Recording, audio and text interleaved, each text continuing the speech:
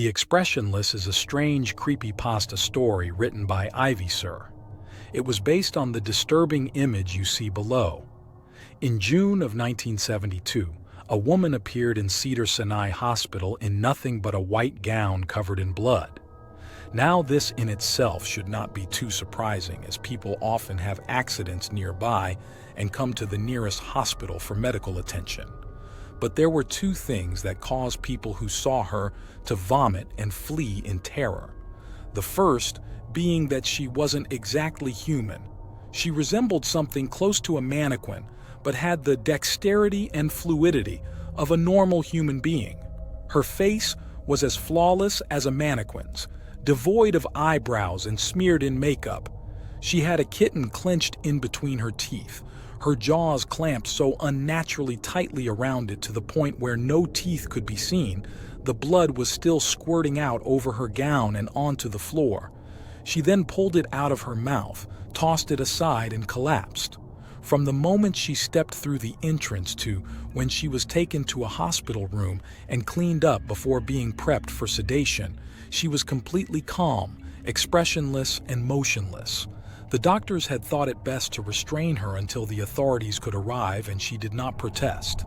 They were unable to get any kind of response from her, and most staff members felt too uncomfortable to look directly at her for more than a few seconds.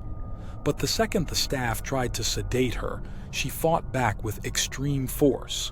Two members of staff holding her down as her body rose up on the bed with that same blank expression.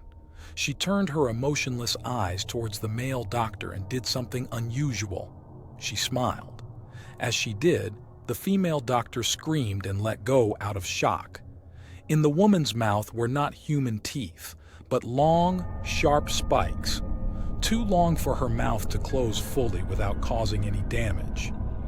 The male doctor stared back at her for a moment before asking, "What in the hell are you?"